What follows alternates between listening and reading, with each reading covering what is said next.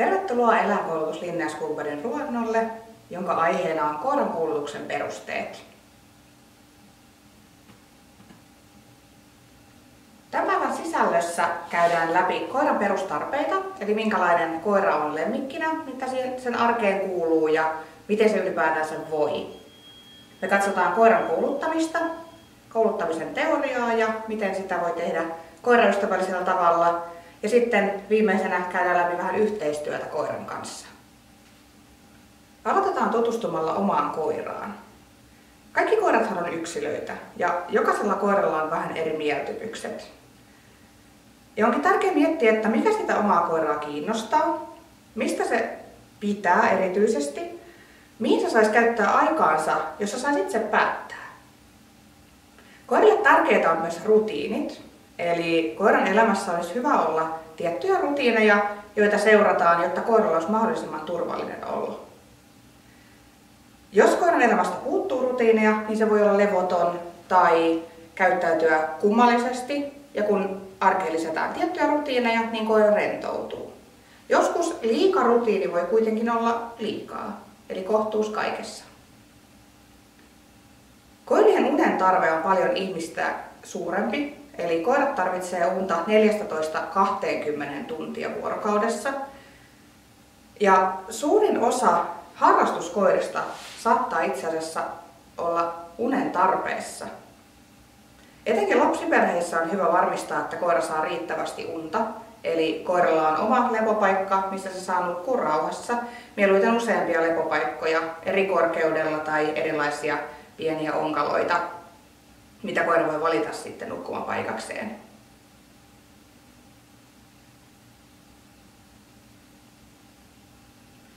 Liikkuminen on koiran perustarve. Koiran tulisi liikkua päivittäin suhteellisen runsaasti, mutta liikunnan määrä vaihtelee yksilöittäin.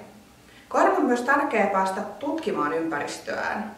Eli samat lenkkipolut, samoin hajuineen ei välttämättä tyydytä koiran ympäristön tutkimisen perustarvetta, vaan silloin tarvitsee käydä jossain vieraissa paikoissa, jotta koira pääsee haistelemaan ja tutkimaan uusia ympäristöjä. Samalla lailla myös lenkkikäyttäytyminen, eli annetaanko koiran haistella lenkillä vai mennäänkö tukkaputkella vaan ohi kaikkea, niin on isossa osassa sitä, että saako koira tutkia sitä ympäristöä. Jotkut käytöshaasteet juontaa juurensa jopa tämmöiseen liikunnan puutteeseen. Eli esimerkiksi yksinäolohaasteet on huomattu, että ne on parantunut huomattavasti lisäämällä liikunnan määrää.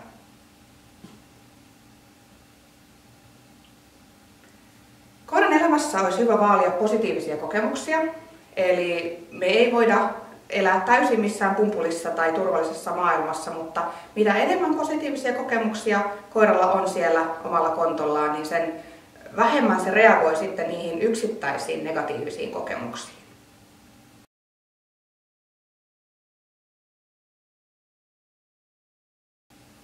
Koiran terveys on isossa osassa kouluttamista ja koiran arkea ylipäätään.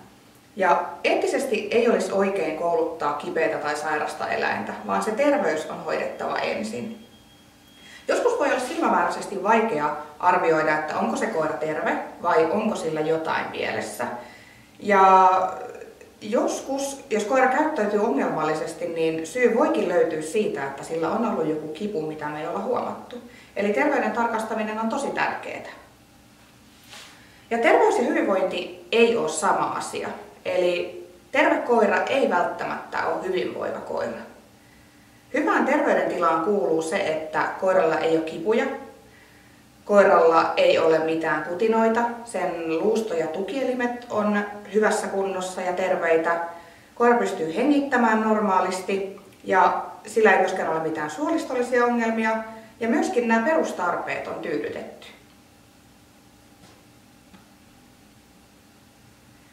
Akuutti kiputila näkyy usein selvästi, eli koira saattaa ontua jotain tai sitten varoa kosketusta. Tai sitten se varoo jotain tiettyjä liikkeitä tai niiden tekemistä. Ja jos kiputila jatkuu pitkään tai ylipäätään on voimakas, niin koira saattaa yhdistää sen moniin tilanteisiin ja tapahtumiin. Suolisto-ongelmat on yllättävän yleisiä koirilla. Ja jos me mietitään sitä, että itsellä olisi vaikka vatsa kipeä ja tekisi matikan tehtävää, joka on vielä vaikea, niin se ei varmasti sujuisi hirveän hyvin, kun ajatuksena on koko ajan se, että vatsa on muuten kipeä. Ja myöskin koirien elämässä ne saattaa yhdistää sen kivun ihan siihen tehtävään, eli tämä tehtävä aiheutti minulle kipua. Kroonistunut kipu voi olla vaikeammin havaittavissa, eli voi olla semmoinen kipu, joka on alkanut pikkuhiljaa. Ja olisikin hyvä oppia lukemaan oman koiran eleitä, jotta oppii tunnistamaan ne erot siinä koiran ilmeissä ja käyttäytymisessä.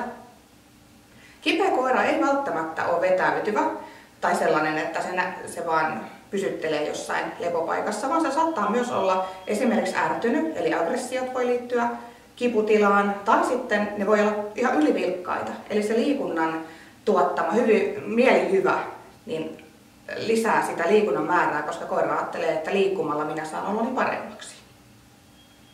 Koulutusta ei pitäisi tehdä saman vuorokauden aikana, jos koira on esimerkiksi oksentanut tai ripuloinut tai vaikka ontunut. Eli ensin hoidetaan se terveys pois, eli katsotaan, että meneekö se ohi itsekseen vai tarviiko käyttää eläinlääkärissä. Ja sitten kun koira on taas tervehtynyt, niin sitten vasta tullaan niihin koulutustilaisuuksiin. Eli jos koiralla on ollut jonkinnäköinen tilanne ennen koulutushetkeä, niin sitten kannattaa mieluummin jäädä kotiin parantumaan.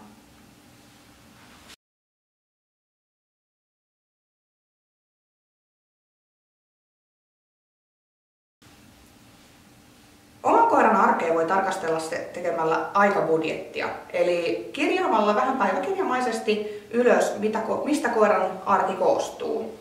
Eli siihen voi kirjata ihan lepoajat, nukkumiset, päivän aktiviteetit, ruokinnat ja miten ruoka annetaan ja mitä ikinä sen koiran päivään kuuluukaan. Ja ne voi kirjata tälleen piirrekamallisesti, eli käyttää esimerkiksi Exceliä avukseen, tai sitten ihan vaan ranskalaisena viivoina tai päiväkirjamaisesti, tai mikä itsellä on se helpoin tapa. Ja voidaan verrata sitä oman koiran aikabudjettia esimerkiksi villien koirien aikabudjetteihin, tai mihin he käyttää oman aikansa. Ja siitä me nähdään myöhemmin, että koiran elämässä tulisi olla aika paljon semmoista lajille omasta toimintaa. Aikabudjettiin voi sisällyttää myös koiran miellyttävät ja epämiellyttävät kokemukset, tai jos koira vaikka kuormittuu jostain. Eli jos on ollut vaikka joku tämmöinen ahdistava tilanne kävelyllä, niin se kannattaa myös kirjata sinne aikabudjettiin. Kun me tehdään aikabudjettia tai kirjataan koiran arkeen, niin me saadaan aika hyvin tietää, että mistä se koiran arki oikeastaan koostuu. Ja jotta me tiedetään myös siitä, mitä tapahtuu, kun koira on yksin, niin kannattaa sitäkin videoida. Joskus, jos koirat ei pystykään lepäämään tai nukkumaan, kun ne on yksin, niin se saattaa heijastua sitten arjen muuhun tekemiseen, eli koiralle tulee univaje. Vapaana elävät koirat käyttää noin 50% vähän yli, eli 12,5 tuntia lepoon ja nukkumiseen. Sitten käyttää suunnilleen 6 tuntia ihan semmoiseen haisteluun ja käveleskelyyn, ehkä vähän ravailevat, mutta muuten semmoista rauhallista toimintaa. Ne käyttää suunnilleen 3 tuntia vuorokaudesta vuorovaikutukseen ihmisten ja koirien kanssa. Ja toisten koirien kanssa tämä vuorovaikutus on yleensä semmoista rauhanomasta ja vähän leikkisääkin. Sitten noin 2 tuntia he käyttää arjestaan tai päivistään perustarpeiden tyydyttämiseen, eli tarpeiden tekemiseen, syömiseen, juomiseen, erilaiseen pureskeluun.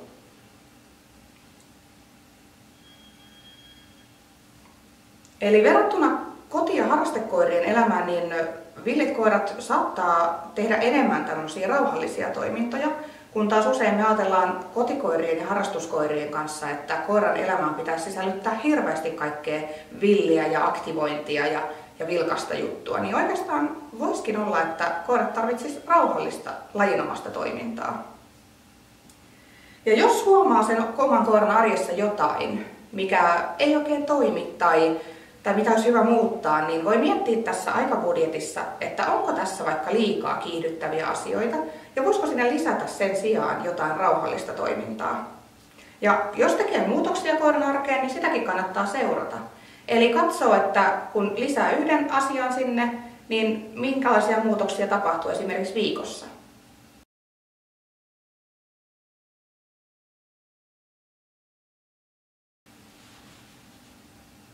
No seuraavaksi kouluttamisosio. Eli ensisijainen tavoite meillä yleensä kouluttamisessa on se, että me saataisiin se koira sopeutumaan siihen meidän arkeen. Koirahan ei automaattisesti ymmärrä meidän ihmisten sääntöjä, eli kun pentu tulee kotiin, niin sillä ei voi olla mitään tietoa, että miten tässä talossa toimitaan, jos ei me opeteta niille sitä.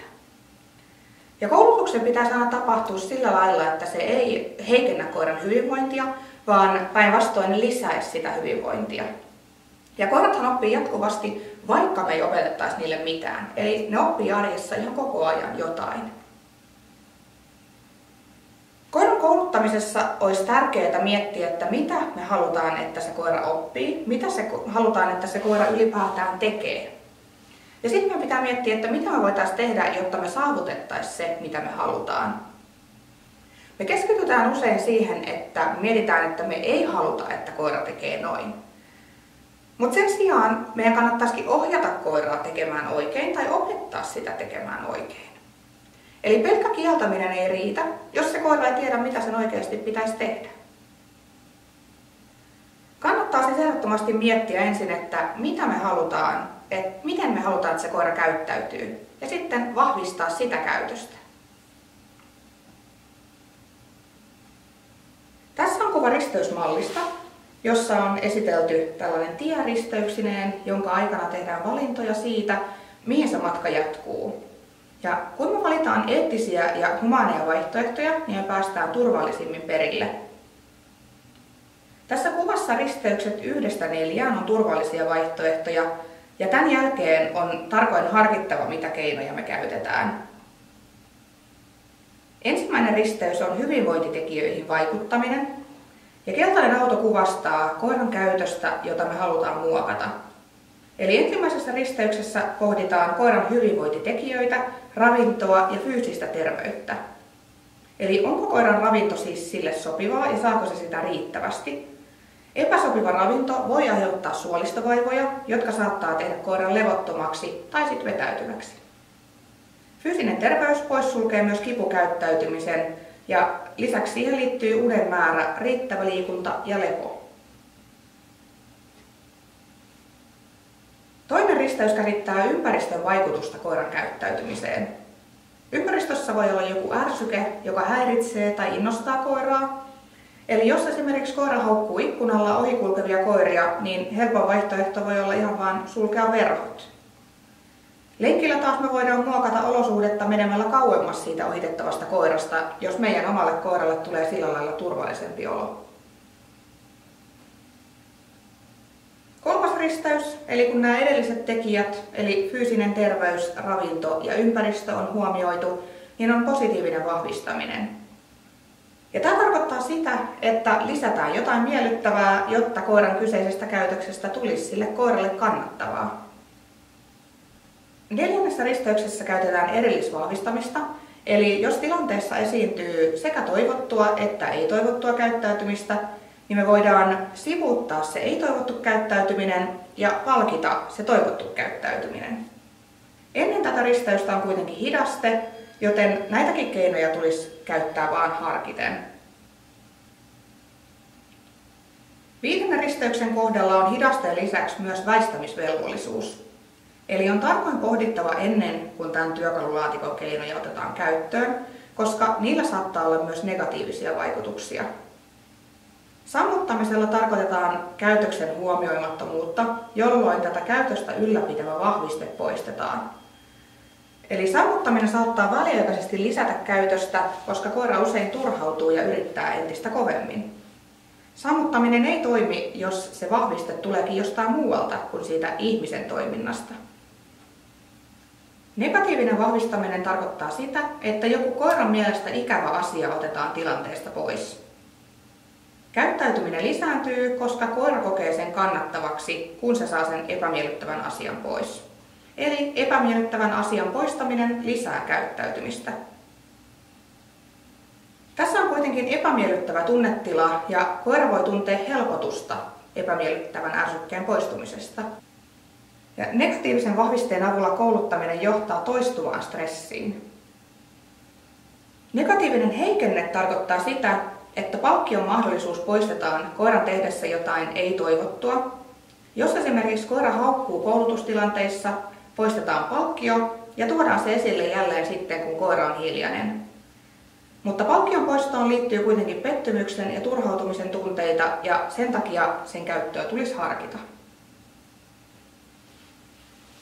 Viimeistä eli 6. risteystä edeltää myös stop-merkki ja kyseessä on positiivinen rankaisu, missä tässä kohtaa positiivinen ei tarkoita mitään mukavaa asiaa, vaan jonkin lisäämistä. Eli jotain epämiellyttävää lisätään, kun koira käyttäytyy ei-toivotusti. Ja tämä on viimeinen oljenkorsi, jota tulisi välttää aina kun mahdollista. Eli positiiviseen rankaisuun sisältyy aina pelko ja ei-toivotun käyttäytymisen vähentyminen tapahtuu rankaisun pelon vuoksi. Tämä aiheuttaa koiralle negatiivista stressiä. Ja haasteena on myös se, että me ei voida tietää, mihin kaikkeen se koira yhdistää sen rankaisun. Jos me rankaistaan koiraa siitä, että se vetää hihnassa ja huudetaan koiraa siinä kohtaa, ja sitten siinä on just ajamassa auto ohi, niin koira voi yhdistää tämän huutamisen ohjaajavaan autoon ja alkaakin pelkäämään niitä. No sitten kun me muokataan ei-toivottua käyttäytymistä, niin ennakointi on erittäin tärkeässä asemassa ja erityisesti pentujen ja nuorten koirien kanssa. Eli meidän on opettava ennakoimaan tilanteita, joissa koira saattaa toimia ei-toivotusti ja ennakoida tilanne esimerkiksi ohjaamalla koiran käyttäytymistä muuhun. Siirrytään palkkioihin. Positiivisesti ja palkitsemalla tehtyyn koulutukseen liittyy olennaisesti palkkio ja palkkion laatu. Ja vahvistetta eli palkkiota ei voida määrittää koiran puolesta, vaan koira määrittää sen itse. Ympäristössä on kaikkea koiralle kiinnostavaa, joten me voidaan käyttää kaikkea, mikä koiraa kiinnostaa, niin vahvisteena. Eli me voidaan käyttää jokaisessa tilanteessa aina sitä, mitä koira eniten haluaa. Voidaan käyttää lenkillä esimerkiksi vahvisteena jotain kiinnostavaa hajua. Haasteellisinta meille ihmisille on kuitenkin ymmärtää, että mikä sitä koiraa oikeasti jossain tilanteessa motivoi. Me ei voida hallita kaikkia vahvisteita, mitä meidän ympäristössä on, joten hyvä olisi käyttää sellaisia vahvisteita, mitä me pystytään hallitsemaan. Näitä on esimerkiksi makupalat, rapsutukset tai lelu, eli käytöksinä syöminen, leikkiminen ja sosiaalinen kanssakäyminen. On tärkeää löytää just ne omalle koiralle parhaat palkkiot. Eli jollekin se voi olla vaikka ihan lihakimpale tai jollekin vaikka porkkana. Ja myös sen vahvisteen antamistavalla on merkitystä. Katsotaan niitä seuraavaksi. Eli erilaisia palkkaustapoja. Sä voit antaa sen koiralle suuhun. Sitten sen voi heittää koiralle kopiksi, jos koira saa kopin. Noin. Sen voi heittää lattialle, jotta koira saa saalistaa sen. Koira voi saalistaa sitä kädestä. Hieno. Hyvä. Hienosti. Tai sitten niitä voi antaa useamman, eli kokonainen melkein kouraminen lattialle. Kun me ollaan löydetty ne meidän oman koiran mielestä parhaat palkkiot, niin meidän pitäisi jollain lailla saada aikaan toimintaa. Eli meidän pitää ensin miettiä, että mitä me halutaan opettaa sille koiralle ja mistä kaikista osista se tietty käyttäytyminen koostuu. Tavoitteet on yleensä hyvin tärkeää pilkkoa pieniin osiin, eli pieniksi kriteereiksi. Kun me koulutetaan positiivisesti vahvistamalla, niin me yleensä käytetään toiminnan aikaansaamisen keinoina sheippausta, poimimista ja houkuttelua. Poimimisella me tarkoitetaan sitä, että me vahvistetaan toimintoa, jota koira automaattisesti itse tekee. Eli istuminen on aika hyvä esimerkki tähän, koska kaikki koirat istuu joskus. Eli kun koira itsestään istuu, niin me vahvistetaan sitä. Kun me vahvistetaan tiettyä toimintoa, niin sen käytös luultavasti lisääntyy. Eli koira istuu entistä tiheemmin. Kun koira istuu aikamoisesti jokaisen makupalan jälkeen uudestaan, niin me voidaan nimetä se toiminto. Shapeaaminen tulee englanninkielisestä sanasta eli shaping, joka tarkoittaa käytöksen muovaamista. Ja tässä me pilkotaan käytöksen kriteerit hyvin pieniin osiin ja muovataan sitä käytöstä kriteeriltä kohti sitä lopputulosta. Sheippauksessa koirat on itse hyvin oma-aloitteisia ja niiden ongelmanratkaisukyky vahvistuu. Sitten meillä on houkuttelu. Eli houkuttelussa ihminen houkuttelee koiran johonkin toimintoon. Koiran rooli houkuttelussa on aika passiivinen, eli toisin kuin sheippaamisen ja poimimisen kautta koiran rooli on aktiivinen, niin tässä koira on se passiivinen osapuoli. Houkuttelun haasteena on tämä ihmisen voimakas liike. Eli koira oppii myös seuraamaan tätä voimakasta liikettä. Tämä voimakas kehollinen liike pitäisi jossain vaiheessa häivyttää pois. Eli kannattaa siis houkutella muutamia kertoja koira tiettyyn toimintoon ja sen jälkeen odottaa, että koira tarjoaisi siinä toimintoa omaehtoisesti. No seuraavaksi harjoittelu. Koiran kanssa on hyvä harjoitella vähän kerrallaan. Eli kaikki koirat ei kykene mihinkään 10 toiston sarjoihin, vaan usein paljon vähempi on parempi. Usein kun me harjoitellaan, niin tulee ennemmin harjoiteltua liikaa kuin liian vähän. On tosi kiva huomata, kuinka koira oppii jonkun tehtävän ja se rupeaa sujumaan, mutta usein siinä vaiheessa koira alkaa jo olemaan aika väsynyt. Eli kaikkein paras olisi lopettaa harjoitus siihen, kun koira on kaikkein innokkaimmillaan.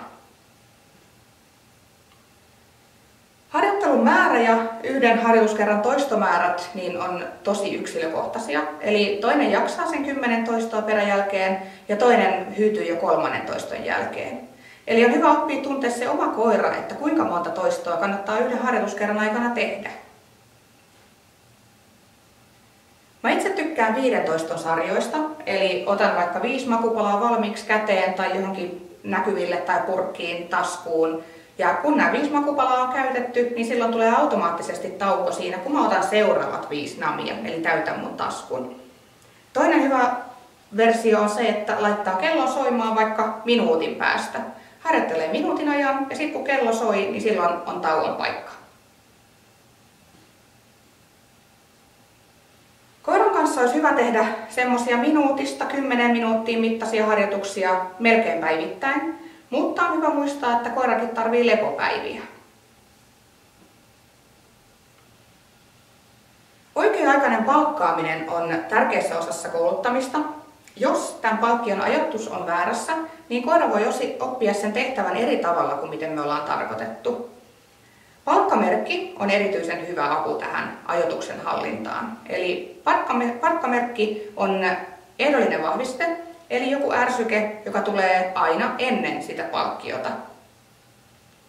Palkkamerkki opetetaan koiralle erikseen ja sitten se tuodaan mukaan siihen harjoitteluun. Palkkamerkki voi olla naksutin tai joku sana, esimerkiksi yes, chip tai hep, tai mikä ikinä itseltä tulee luonnollisesti ja helposti suusta ulos. Ja tällöin sitä kyseistä ääntä tai sitä kyseistä sanaa ei käytetä silloin missään muussa yhteydessä, eli sitä käytetään vain siinä koulutuksessa ja sano sen tahalteen tai vahingossa, niin siitä seuraa koiralle palkkio. Eli koiran tulee tietää, että kun kuuluu tämä ääni tai kuuluu tämä sana, niin minä saan palkkion.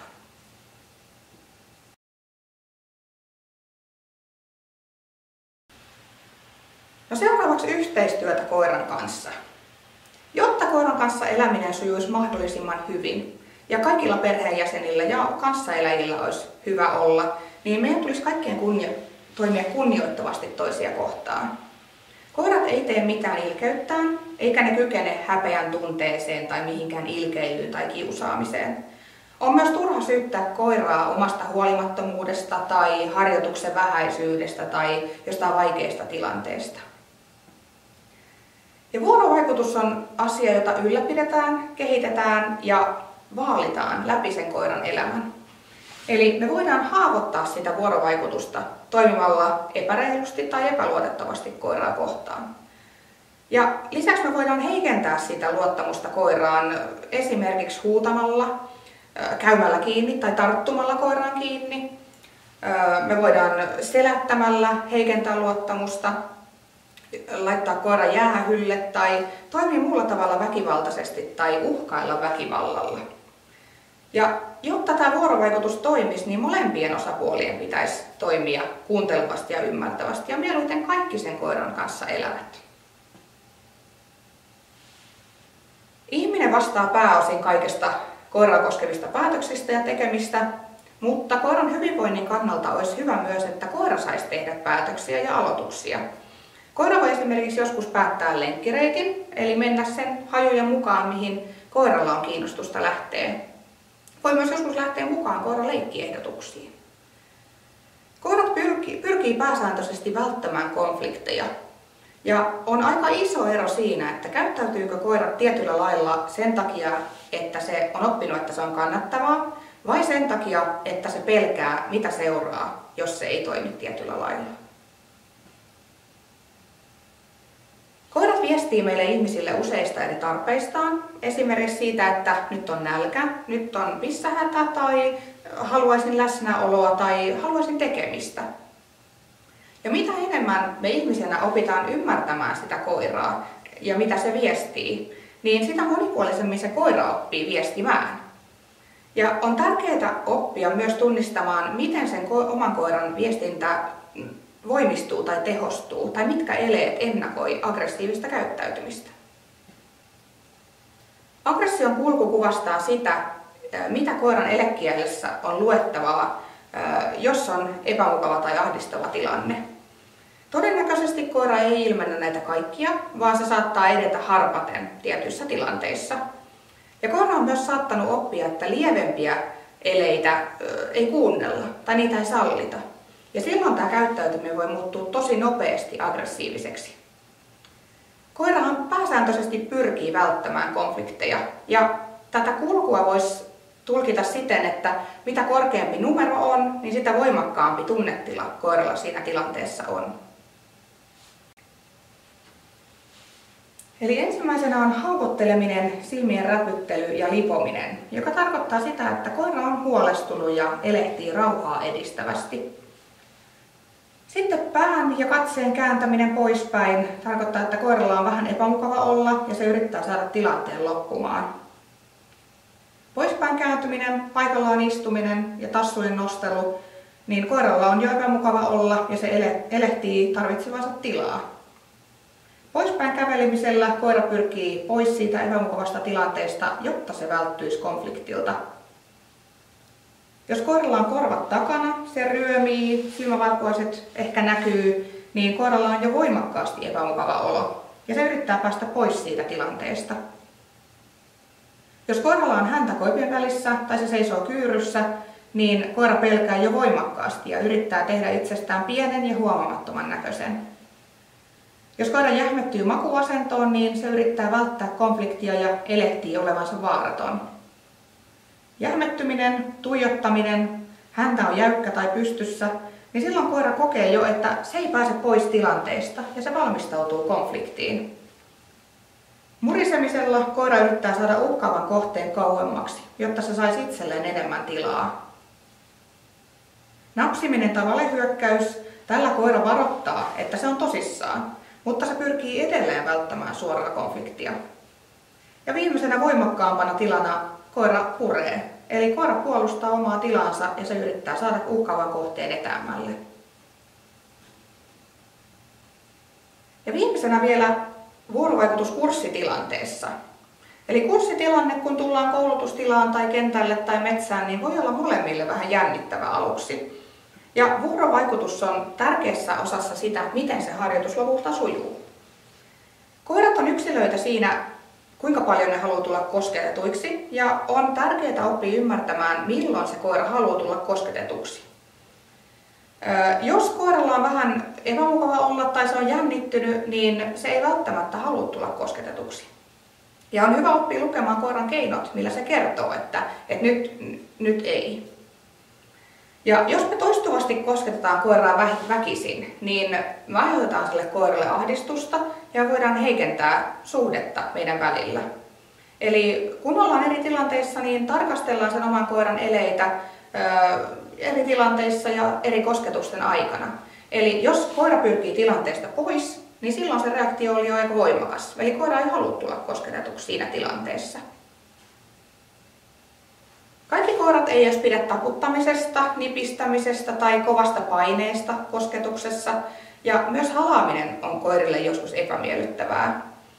Ja koska nämä koulutustilanteet voi olla koirille jännittäviä, niin tämä koskettaminenkin voi tuntua epämiellyttävältä, vaikka se sama kosketus kotona olisikin tosi mukavaa sen koiran mielestä. Voi myös kokeilla sitä, että jos koira rapsuttelee ja lopettaa kesken, niin lähteekö se koira pois vai haluaako se lisää rapsutuksia. Äänensävy on myös isossa osassa kouluttamista, eli käyttäydytään itse rauhallisesti ja puhutaan rauhallisella äänensävyllä. Pidetään kehonliikkeet rauhallisina, ei kumarruta koiran ylle.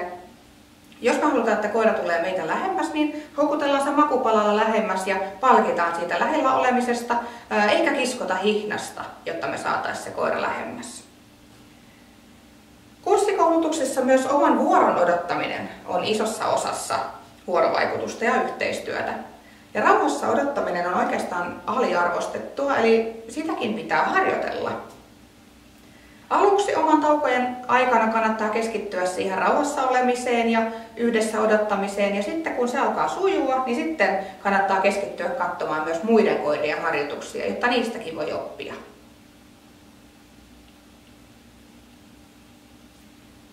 Tervetuloa Eläinkoulutus Linnaeus Cooperin kursseille ja koulutuksiin.